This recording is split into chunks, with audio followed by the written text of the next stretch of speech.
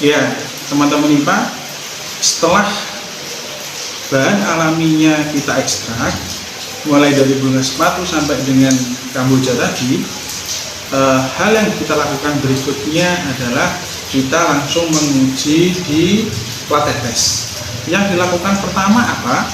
Yang dilakukan pertama adalah kita meneteskan kurang lebih 3 tetes larutan basah, garam, dan juga asamnya. Lalu setelah itu baru kita gunakan ekstrak dari bahan-bahan alami ini tadi, kurang lebih 2 tetes untuk masing-masing plat tetes yang sudah terisi basah, garam maupun asamnya. Bagaimana langkah berikutnya? Mari kita tunjukkan cara mencampurkan atau meneteskan larutan dari ekstrak bahan alami kepada larutan atau zat asam, zat basah, dan garam. Pertama, tambahkan nih,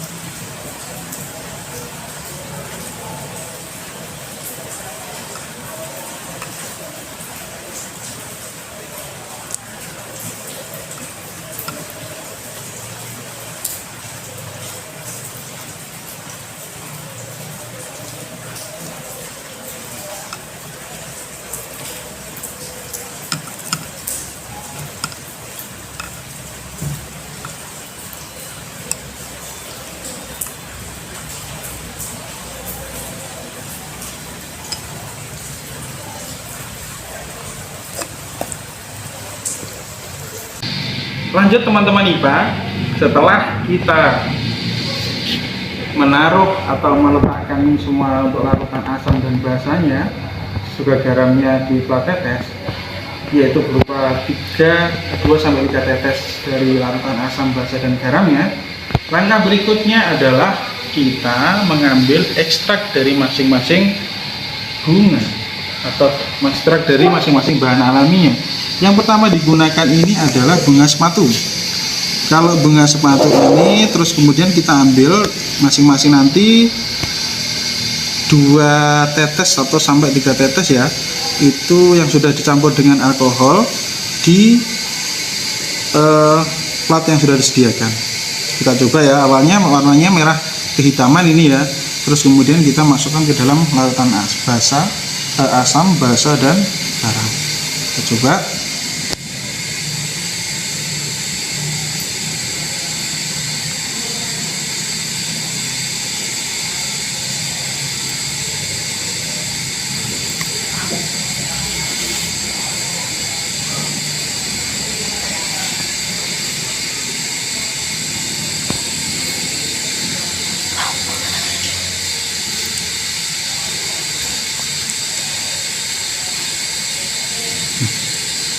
Ternyata untuk bunga sepatu sesuai dengan teorinya ya. Jadi untuk bunga sepatu itu untuk asam, larutan asam berwarna merah, untuk basah berwarna hijau, dan untuk garam netral itu sama dengan warna aslinya. Lanjut kemudian untuk untuk indikator alami yang lainnya, yaitu adalah bunga zeina merah dan seterusnya. Jangan lupa dilihat ya teman-teman ya. Setelah semuanya dicampur dan diteteskan ya, mohon maaf, diteteskan ke dalam larutan asam dan basah, maka didapatkan hasil seperti ini. Coba kalian mendekat. Ya, ini untuk bunga sepatu warnanya kalau di asam adalah merah seperti itu, dan ketika di garam itu sama dengan yang aslinya. Lalu untuk bunga zeina merah itu tetap lebih stabil ya, tidak ada perubahan. Kuning pun untuk zeina juga tidak berubah. Untuk bunga andong itu untuk kondisi awalnya, untuk bunga andong itu berwarna hijau, dan ketika ditambahkan juga tidak terlalu memberikan warna yang berbeda atau kontras. Terus untuk kunyit untuk suasana asam dia agak kekuningan, suasana basah dia agak gelap ya, tapi untuk yang ketika garam itu warnanya orange biasa. Untuk bunga kertas itu untuk asamnya pink, kemudian kuning. Untuk basah dan garamnya adalah agak keunguan, karena bunga kertas awalnya juga agak keunguan. Terus untuk puring kuning juga tidak terlalu memberikan warna yang kontras, dan Kamboja juga ada perbedaan yang mencolok sedikit, tapi hanya terkait dengan warna yang lebih terang dan juga lebih gelap, yaitu identik dengan warna kuning seperti awalnya. Untuk air kelapanya tidak ada perubahan sama sekali, baik ditambah asam, basah maupun garam. Sehingga kesimpulannya dari percobaan yang saya lakukan ini bersama-sama dengan laboratorium IPA ini adalah bunga yang paling atau bahan alami yang paling memberikan istilahnya perubahan warna yang sangat bagus. Di antara yang saya gunakan mulai dari bunga sepatu, bunga zena merah sampai dengan air kelapa adalah bunga sepatu.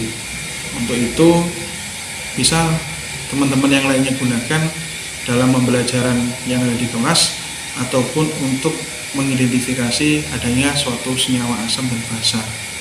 Demikian dari foto kami ini, video ini ya. Semoga bermanfaat untuk kita semua. Terima kasih. Teman-teman IPA, jadi lanjut ya.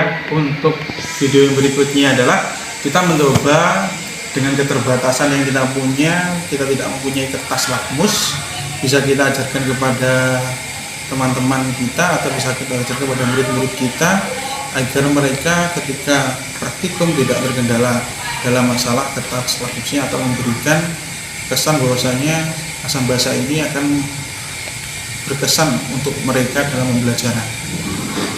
Yang disiapkan adalah untuk pembuatan kertas lakmus itu adalah di sini saya punya kertas saring. Ya, kertas saring ini nanti akan saya potong-potong, terus kemudian karena tadi di percobaan sebelumnya bunga yang paling atau bahan alami yang paling memberikan kontras warna atau memberikan perbedaan warna yang baik itu adalah bunga sepatu, makanya nanti kita gunakan bunga sepatu sebagai bahan alami yang digunakan untuk merendam ini ya, merendam dari bunga sepatunya. Mungkin itu silahkan nanti mengikuti video-video berikutnya dari saya ini. Terima kasih. Yuk langsung aja lagi. Yang pertama, sudah 1, 2, 3.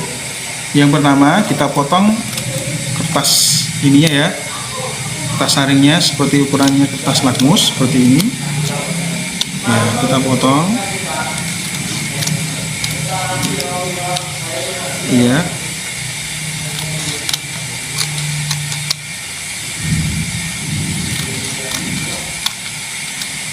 Ya, terus kita potong dengan ukuran ya mungkin sesuai dengan yang ingin Bapak Ibu atau teman-teman inginkan ya potongannya. Jadi nanti yang penting bisa digunakan untuk mengidentifikasi adanya asam maupun basah. Selanjutnya teman-teman, setelah kita memotong baru kita masukkan ke dalam indikator alami tadi yang memberikan perbedaan warna yang mencolok, yaitu adalah dari bunga sepatu. Langsung saja kita coba untuk memasukkan ini ke dalam ini biar diserap oleh zat tersebut. Kita masukkan sampai itu terserap semuanya, baru nanti kita lakukan pengeringan.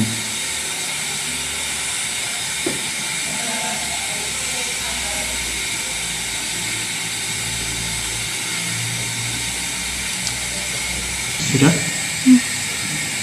Ya, setelah dimasukkan sini terus kemudian dikeringkan biasa saja atau bisa dikeringkan di tempat tertentu. Nanti ditunggu kering baru bisa digunakan. Oke. Yang pertama, terus ini untuk yang kedua. Ya, langsung kita masukkan di situ. Dan nanti setelah kering bisa kita lihat hasilnya. Seperti itu ya teman-teman. Jadi nanti silahkan dilakukan untuk membuat indikator alami. Berikutnya adalah kita mencoba teman-teman, mencoba setelah dari kita memasukkan kertas aring tadi ke dalam larutan ini ya, larutan dari bunga sepatu. Ternyata yang terjadi di sini, ini saya mencoba untuk dimasukkan ke dalam larutan deterjen. Ternyata yang terjadi adalah ini agak berubah kehijauan. Jadi sama dengan teori yang terjadi bahwasanya di bunga sepatu untuk indikator alami untuk berubah basah itu berwarna hijau. Jadi memang hijaunya tidak terlalu terlihat karena ini masih belum terlalu kering. Jadi saya mencoba untuk segera mencoba saja, ternyata sudah bisa. Jadi walaupun belum kering sudah bisa menunjukkan warna kehijauannya itu. Ini kehijauan. Jadi gitu untuk teman-teman semuanya. Jadi bisa digunakan dan kalau di rumahnya atau di sekolahnya tidak punya kertas lakmus sendiri, bisa digunakan indikator khususnya bunga sepatu kalau dari percobaan saya untuk dibuat menjadi kertas lakmus yang dimana untuk kertasnya itu adalah dari kertas aring. Itu aja dari penjelasan dari saya. Terima kasih dan semoga bisa bermanfaat untuk kita semua.